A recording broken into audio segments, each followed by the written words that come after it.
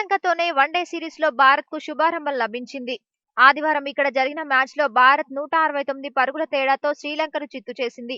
ముందుగా బ్యాటింగ్ చేసిన భారత్ 50 ఓవర్లలో 5 వికెట్ల నష్టానికి 363 పరుగులు చేసింది. శిఖర్ ధావన్ 107 బంతుల్లో 113 పరుగులు, 14 ఫోర్లు, 3 సిక్సర్లు కొట్టాడు.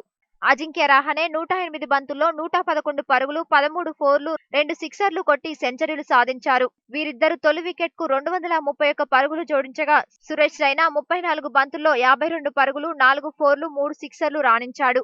అనంతరం శ్రీలంక 39.2 ఓవర్లలో 194 పరుగులకై ఆలౌట్ అయింది. జయవర్ధనే 36 బంతుల్లో 43 పరుగులు, 6 ఫోర్లు, 1 సిక్స్ కొట్టాడు. ఇదే అత్యధిక స్కోరు. ఇషాంత్ శర్మ 4 ఓవర్లలో 34 పరుగులు, తన వన్డే కెరీర్లో అత్యుత్తమ బౌలింగ్ ప్రదర్శన నమోదు చేశాడు. ఈ విజయంతో 5 వన్డేల సిరీస్ లో భారత్ కు 1-0 ఆధిక్యం లభించింది. ఇరు జట్ల మధ్య రెండో వన్డే గురువారం అహ్మదాబాద్ లో జరుగుతుంది.